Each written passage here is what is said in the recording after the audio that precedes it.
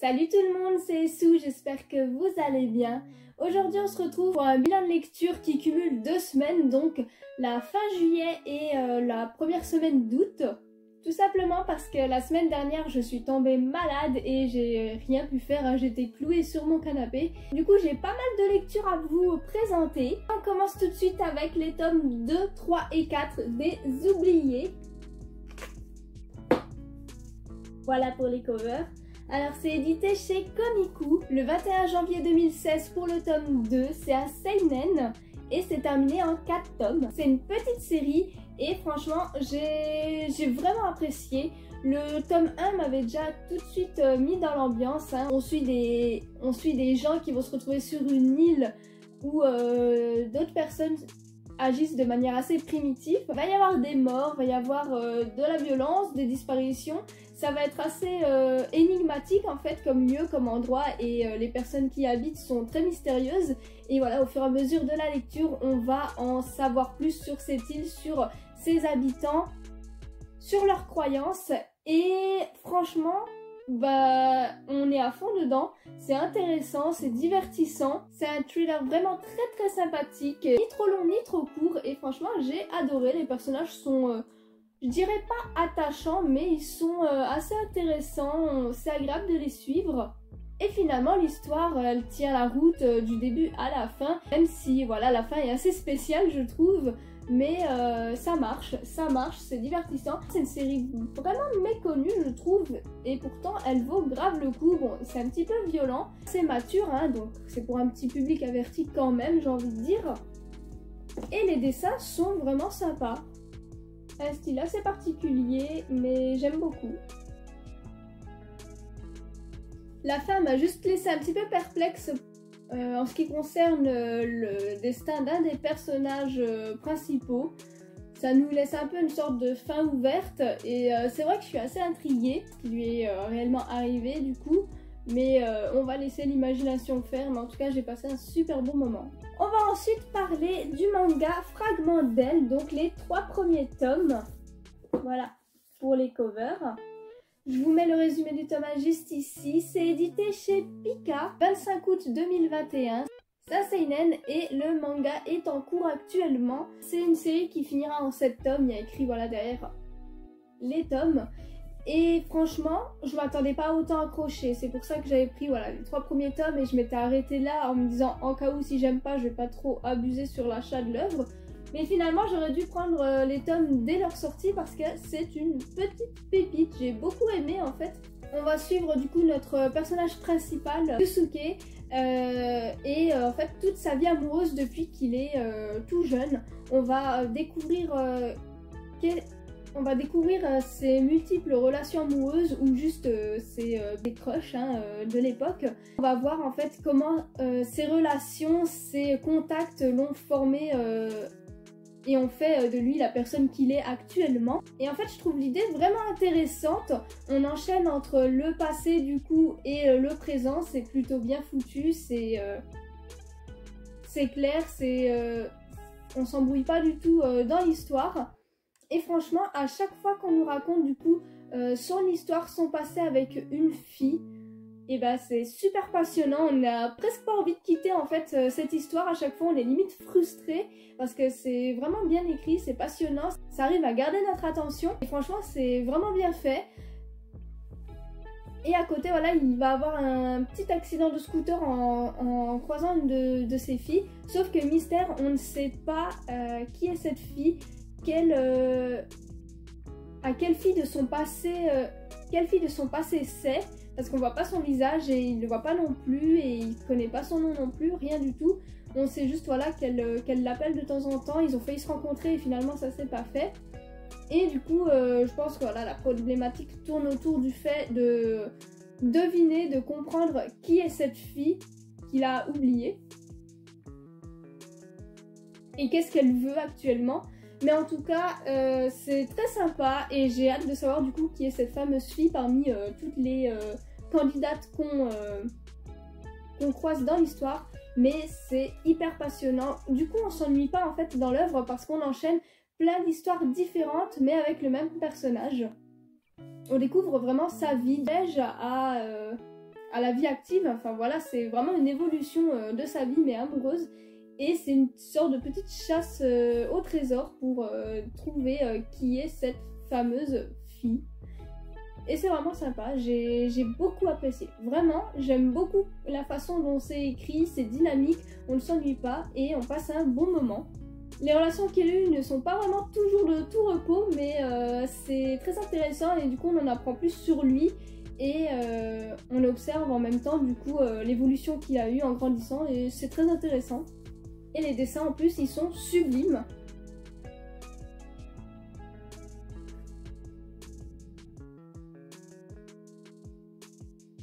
On va passer ensuite à la série Momélé qui termine en 2 tomes. Je vous mets le résumé du tome 1 juste ici. C'est édité chez Akata. Le 26 août 2021, c'est un shoujo et c'est terminé en 2 tomes comme je viens de le dire. C'est une toute petite série. Écoutez, c'est plutôt sympa. Les personnages sont assez attachants. C'est déjà le premier bon point.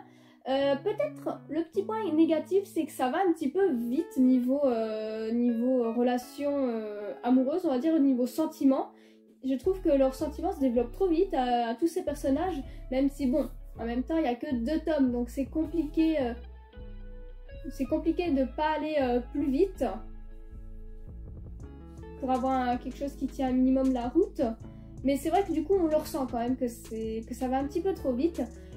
Mais mis à part ça, je trouve l'histoire sympa. Alors c'est un shoujo assez classique hein, où on suit 3 personnages avec chacun leurs problèmes, chacun leurs soucis. Et d'ailleurs ça par contre ils l'ont un petit peu creusé et c'est cool. On va un petit peu voir les problématiques de chaque personnage, ce qu'ils ressentent, leur apprentissage de la vie et ben, c'est plutôt sympa. Et c'est assez divertissant et voilà, la fin est toute mignonne. J'aime vraiment beaucoup le développement des personnages, que leurs problématiques soient vraiment creusées. Ils se découvrent eux-mêmes en même temps qu'on les découvre et c'est vraiment sympa.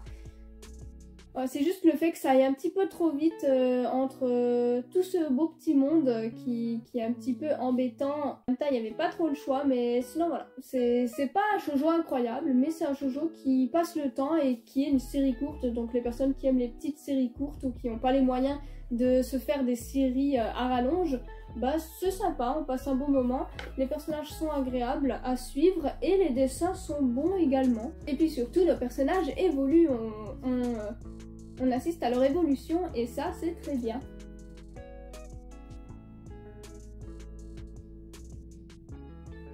On passe ensuite au tome 1 du goût des retrouvailles.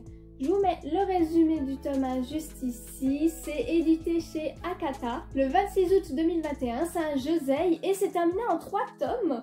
Et moi j'ai pris que le tome 1. Je ne savais pas que ça allait terminer en... Je ne savais pas que la série était si courte, mais du coup je vais m'empresser d'acheter les 2 derniers tomes parce que j'ai bien apprécié cette lecture. J'ai trouvé le récit très original et très prenant. On suit une enfant de 9 ans, Wutsubo, est très mature pour son âge. D'ailleurs, elle a des souvenirs en fait d'elle depuis la naissance en fait. Elle a des souvenirs depuis la naissance et du coup elle en veut à son père qu'elle accuse de l'avoir abandonnée quand elle est née en fait. La mère de celle-ci est décédée à l'accouchement et elle s'est retrouvée à vivre chez sa tante et son oncle de mémoire. Et ceux-ci s'occupaient pas incroyablement bien d'elle. Hein. Ils sont très contents justement de la passer un petit coup au père qui la réclame du coup 9 ans plus tard. Et du coup on va suivre vraiment l'avancée de leur relation à cette fille et ce père qui ne se connaissent pas. Ils ne connaissent pas leur rôle non plus. Lui, être père du jour au lendemain, bah ça va être tout nouveau. Et elle, avoir un père, c'est tout nouveau aussi. Surtout qu'elle lui en veut, hein, vu qu'elle a des souvenirs depuis sa naissance. Ce qui est assez incroyable. Il faut comprendre assez bien les maladresses de chacun. Celle-ci d'ailleurs, c'est caché dans le mutisme.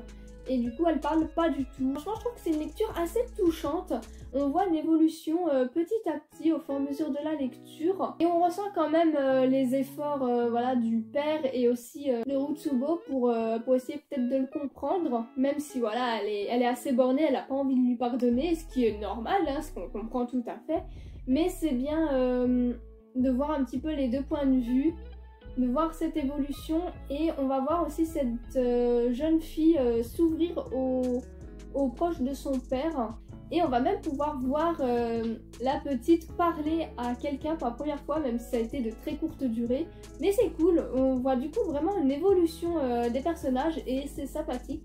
J'espère que la relation entre Rutsubo et son père va évoluer par la suite, qu'ils vont réussir à s'entendre, à se comprendre, à se parler, à s'expliquer. Et du coup j'ai hâte de lire les tomes 2 et 3 pour voir comment ça va se terminer, s'il va la garder. Je pense que oui quand même, je pense qu'on va avoir une bonne évolution, hein. Ce serait vraiment triste qu'elle reparte chez son oncle et sa tante, ils sont vraiment pas fous eux. Les dessins sont assez simples, hein. Il n'y a pas énormément de décors. Et ils sont assez légers, on ressent une certaine douceur. En plus voilà, on a un petit élément comique qui vit avec ce père et cette fille et c'est marrant, c'est touchant et marrant à la fois, du coup on passe un bon moment. J'ai envie de poursuivre la lecture et je vais assez vite me prendre le reste. On passe ensuite au tome 1 à 7 de Shibuya Hell. Je vous montre les covers rapidement. Elles sont assez dégueu, hein.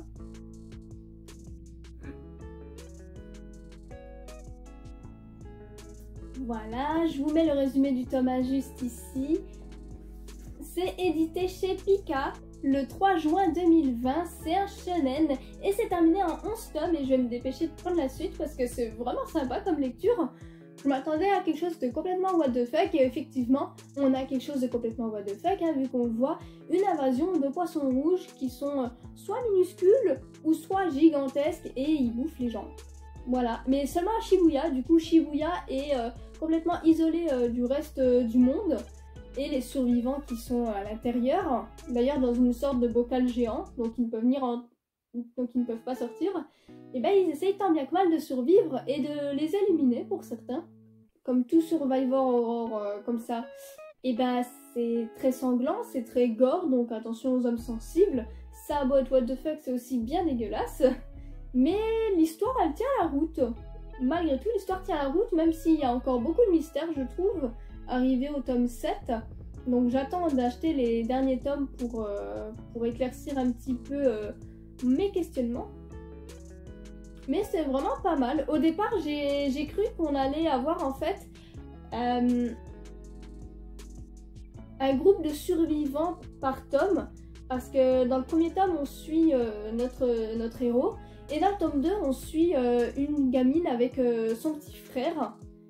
Donc j'ai vraiment cru en fait que chaque tome allait nous montrer le côté d'un groupe de survivants. Mais en fait non, après on retrouve notre héros du tome 1 avec sa partenaire on va dire. Mais par contre la fille, la grande sœur avec son petit frère, on les revoit plus. J'ai lu jusqu'au tome 7 et on les revoit plus en fait après le tome 2. Donc est-ce que j'ai mal compris et ils sont morts, mais il ne semble pas. En fait la dernière scène qu'on voit c'est qu'elle se décide finalement à combattre les poissons pour défendre son frère, mais on la voit pas mourir, il me semble pas, et son petit frère non plus. Donc c'est vrai que je me demande si elle va réapparaître du coup dans les derniers tomes ou pas, si on l'a totalement zappée. Je sais pas du tout, en tout cas on perd certains personnages et c'est dommage. Vaut mieux pas s'attacher aux personnages hein, parce que ça meurt assez vite, assez facilement là-dedans. Hein. Notre héros en tout cas devient badass petit à petit. Au départ, voilà, il est assez... je vais pas dire faiblard, il a quand même des qualités, mais... c'est pas un survivant dans l'âme, hein, on va dire, et il va avoir une bonne évolution, et ça c'est cool. On s'attache à lui et à sa partenaire, et j'espère du coup qu'ils vont pas mourir, hein, même si bon... vaut mieux pas trop s'attacher non plus, mais l'histoire est vraiment intéressante, c'est perché, mais c'est bien, ça a du sens on va dire. En plus les poissons évoluent, donc vraiment le danger est à chaque fois plus grand, et le stress est de plus en plus présent, et on se demande vraiment s'ils vont réussir à sortir, à survivre, ou à juste mourir. On ne sait pas qui va gagner, je me demande du coup si les humains vont gagner ou les poissons. Mais en tout cas c'est une bonne surprise, je m'attendais à pas grand chose, mais franchement j'ai adoré les 7 tomes, je les ai lus d'une traite. J'ai passé un très bon moment, c'est super divertissant, mais très violent. Et pour les dessins, bah écoutez, c'est très bon, très violent, hein, comme je vous ai dit, hein, je me répète.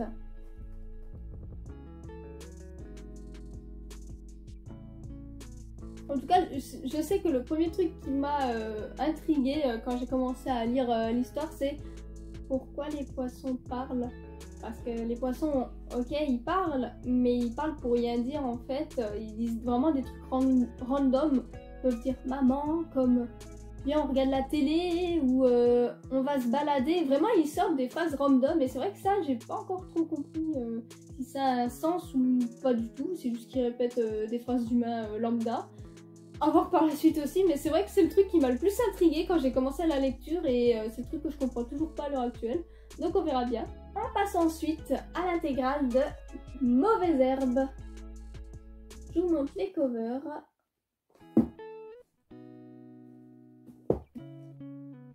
Voilà. Je vous mets le résumé du tome 1 juste ici. C'est édité chez Le Lézard Noir le 16 janvier 2020. C'est un seinen et c'est terminé en 4 tomes. Donc voilà, j'ai tout lu. Et franchement, je suis pas déçue de ma lecture. Ça fait un moment que je voulais faire cette série.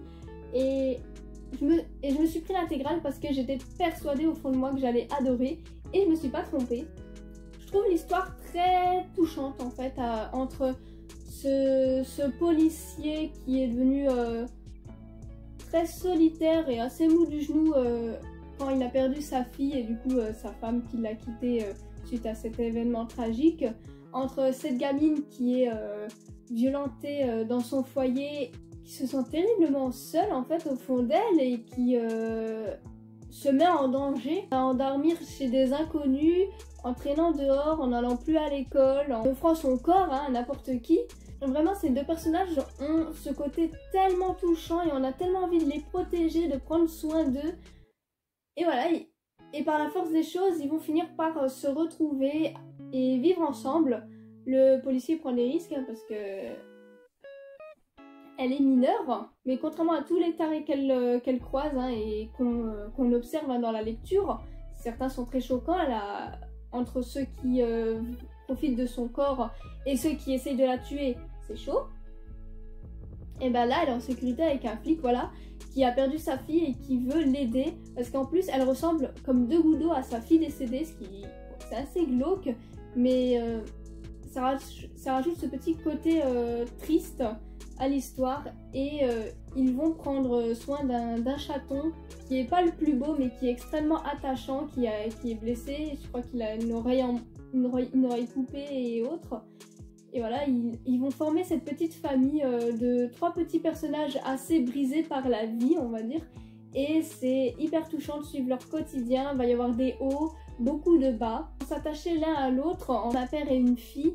Et franchement, en fait, on a envie juste de les suivre comme ça dans leur quotidien, les voir évoluer dans le positif. Mais malheureusement, voilà, tout se sait un jour. Notre héros policier va se faire virer pour avoir gardé une mineure chez lui. Elle va devoir retourner chez sa mère, mais évidemment, elle va pas y rester. Et c'est hyper triste. Il y a 4 ans, je crois, qui se passent entre le moment où il se fait arrêter et le moment où, du coup, on voit ce qu'ils deviennent tous les deux. Et où il sort de prison. Et ils ne se reverront pas, en fait. Ils vivent chacun leur vie de leur côté. Mais on voit, voilà... qu'il y aura toujours quelque chose qui les unit. En fait, ils se sont sauvés l'un et l'autre. Et c'est super beau comme histoire. J'ai eu un vrai petit coup de cœur pour cette série. Et en plus, les dessins sont vraiment jolis.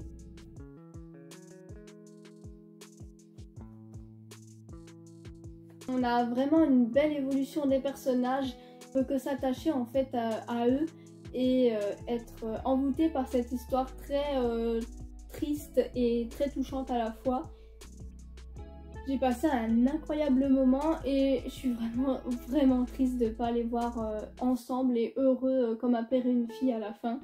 Parce qu'ils faisaient parce qu'ils formaient vraiment un duo incroyable et ils se sont, comme je le répète, sauvés tous les deux. Ils ont grandi ensemble, ils ont mûri ensemble et ils ont pu du coup avancer grâce à l'un et à l'autre. Pour l'avant-dernière lecture, on va parler de Thames à couper le souffle. Voilà pour les covers, je vous mets le résumé du tome 1 juste ici. C'est édité chez Kana.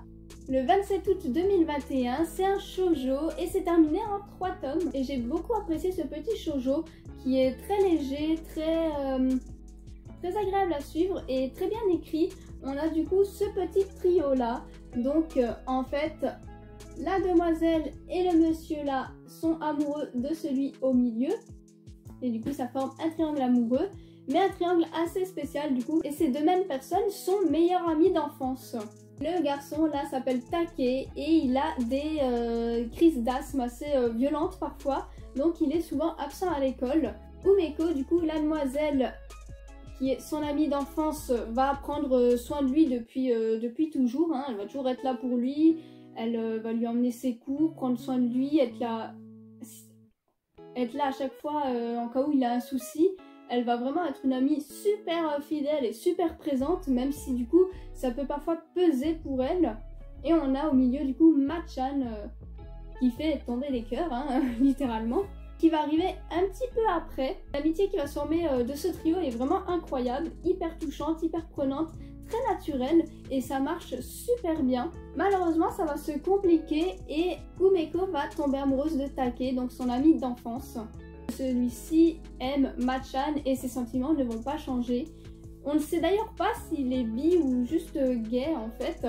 Au final on se retrouve avec que des amours à sens unique, ce qui est assez rare et assez triste. Et ils vont vraiment tous se faire embarrer, hein. Mais c'est hyper touchant, c'est bien construit, c'est bien développé. La façon dont c'est traité est vraiment belle en fait. Et on voit que cette amitié est tellement forte qu'ils vont passer au-dessus de tout ça, au-dessus des souffrances, des disputes, des mal-être. Et c'est vraiment super intéressant. Les personnages sont du coup super attachants. Et on passe un super bon moment. On est presque triste de les quitter à la fin. En plus de ça, les dessins sont vraiment très beaux. Et du coup, ils évoluent vraiment au niveau caractère. Au niveau des sentiments, on a vraiment une évolution des personnages et ça c'est très bon. Ils vont s'ouvrir l'un à l'autre et ça fait plaisir. Et pour terminer ce bilan de lecture, j'ai lu les tomes 2 et 3 de Ayako, l'enfant de la nuit. C'est édité chez Delcourt Tonkam le 30 juin 2021 pour le tome 2. C'est un seinen et c'est terminé en 3 tomes. Et autant vous dire tout de suite, j'avais eu assez de mal avec le tome 1. Par rapport à l'histoire, en fait, je trouvais que tout était assez brouillon. Je comprenais vraiment pas tout. J'étais pas à fond dedans. Mais après avoir lu les tomes 2 et 3, et au fur et à mesure tout s'éclaircit et ça c'est bien, l'histoire est bien développée. On comprend mieux tout ce qui se passe, les relations entre les personnages, leurs actions et j'ai beaucoup apprécié ça. Je me suis sentie mieux en fait durant ma lecture parce que je n'étais plus perdue, je comprenais à peu près tout et il y a une bonne évolution des personnages. Ça a fini par être assez divertissant, il y a pas mal d'action, il y a pas mal de violence aussi, il y a des morts, c'est un petit peu what the fuck aussi parce que la famille d'Ayako elle est complètement perchée et très malaisante. Mais franchement le récit était vraiment sympa, il faut pas s'arrêter au tome 1 qui était assez brouillon et assez moyen. La suite éclaircit vraiment tout du coup, c'est mieux et tant mieux, j'avais un petit peu peur. En tout cas, ouais, j'ai passé un bon moment, il y a de l'action, il y a des révélations, c'est un peu bizarre à certains moments, donc attention aux âmes sensibles, il y a aussi de la sexualité et pas mal de violence, donc attention aux plus sensibles. Par contre les dessins ils sont incroyables.